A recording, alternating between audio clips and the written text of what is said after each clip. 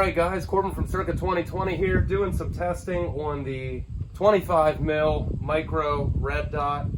We were able, within just a few shots, what was that, 4 or 5 shots, Pat? We were able to get it, I think it was about 3, and then the 4th one was on. We were able to hit, within a 1-inch ring at 50 yards. I did laser bore sight at first, and then, was able to make a few adjustments, went a little too far, and then went 6 clicks the other way and put it right on the dime. So really happy so far with how it's staying left to right. We'll pop the mag in here, and I'm going to send 5, 10, who knows, probably 10 shots downrange and see what kind of a group we hold with the 25 millimeter micro red dot and 3x magnifiers. Here we go.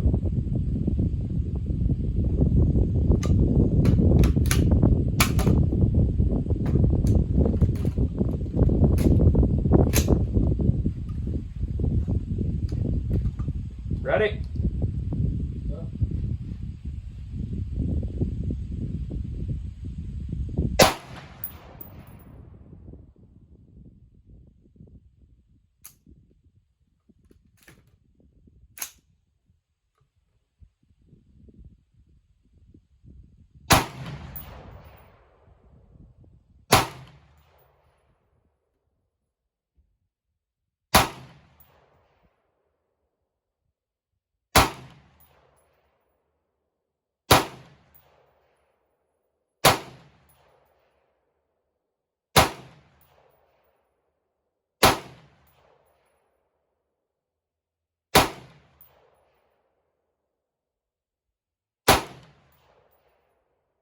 See where it's going.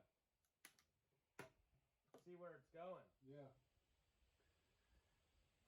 We're going to go take a look and see. It looks like the shots are moving to the right now. I do want to double check that the sight is staying tight. One more double check on that, but I do want to go out and look at the target and see up and down if we're staying good.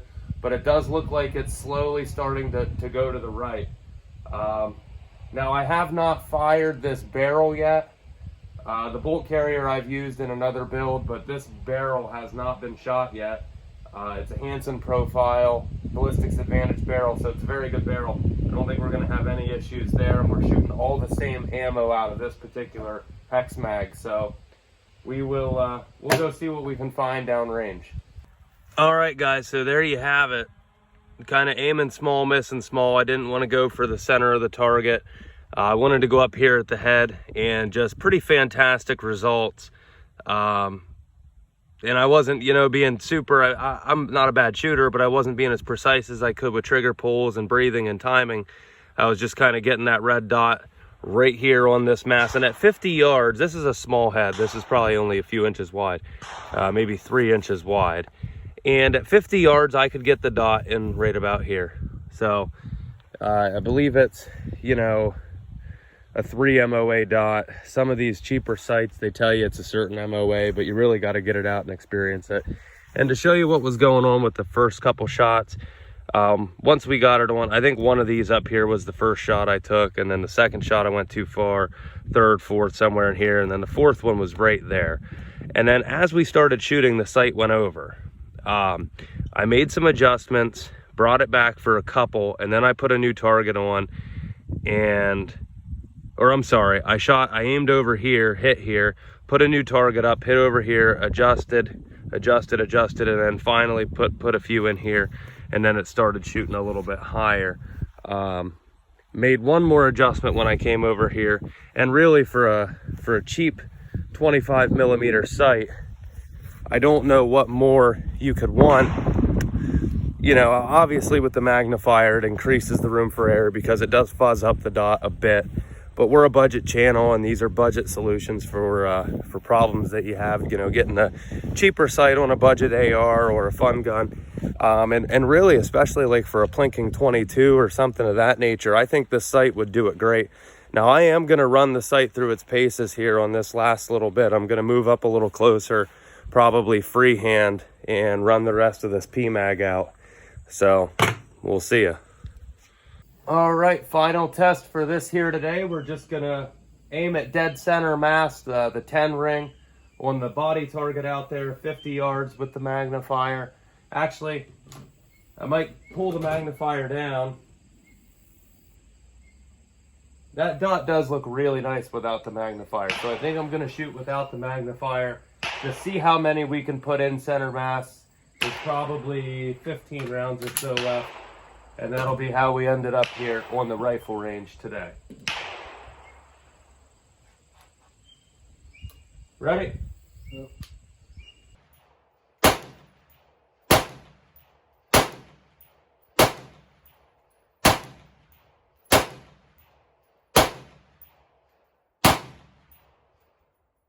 All right, guys, well, maybe the sun makes it easier to see. Listen, I'd be real happy if they were all inside the 9, but I was just putting dot on center and squeezing. There is not a single shot out of that 1, 2, 3, 4, 5, 6, 7, 8, 9, 10, 11, 12, 13, 14, 15, 16, 17. Almost 20 shots. There is not a single shot out of the 8 ring. Everything inside the 8 ring. Those quick shots, listen, guys. Here's the deal. I preach it on this channel 24/7. There is, you know, you'll talk to some guys and they'll tell you there's no way you can do budget sights. If you're gonna build a rifle, if you're gonna go take it to the range, if you're gonna be involved in this sport, you gotta go out and Vortex is the minimum or whatever. It's horseshit. And I've said that since day one and I'll continue to say it. I don't want to say exactly what I just bought, what I can buy those 25mm red dots for, but I'm going to be able to sell them to you guys for no more than 60 bucks. And that's going to come with a lifetime warranty. So 60 bucks for that sight, $59.95 lifetime warranty. And you just saw what it did out there, real world, probably 60, 70 rounds. Really impressed with it. Now, obviously, sights have to last a little bit longer than 60 or 70 rounds. And, you know, the longevity of the sight remains to be seen.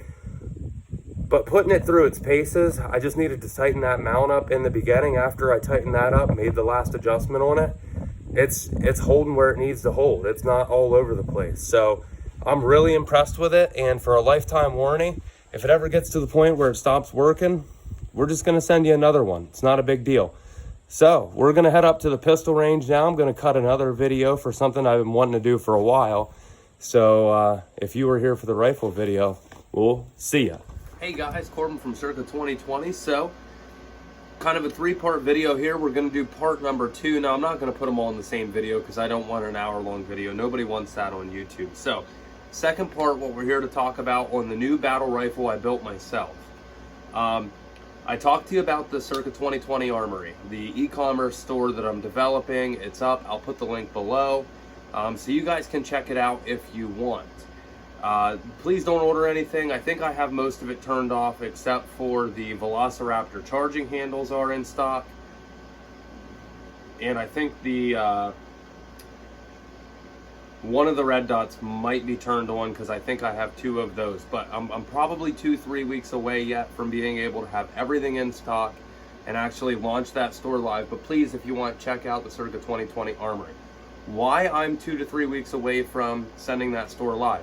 Because I'm still doing product testing, product development and testing, and I'm still trying to figure out what I want to order quantity of and what I don't really want to carry. I have ordered in the past few weeks multiple sights, whether it be pistol red dots, rifle red dots, magnifiers. I have optics out the wazoo right now, and I'm actually trying to find people to test them for me. Luckily, a lot of members of my family are into firearms, so I've been, you know, trying to hand out some sights to throw on so they can go out and test them and report back. The one that intrigued me the most so far, the micro red dot market has been extremely warm lately, extremely hot. The micro red dot market being this style sight here, like a 25 or 30mm 1X red dot with a co-witness riser, with or without the riser, coupled with a magnifier. Some people will say about using magnifiers with red dots. Some people like it, some people don't. Here's what I can tell you about my experience today. My number one thing that I wanted to go out was to put rounds. You guys already saw how I tested this on the fully automatic air gun, and it worked really well for that. But that's not a great, you know, it is what it is. It zeroed in and it held 0 and yada, yada, yada, but it's on an air gun.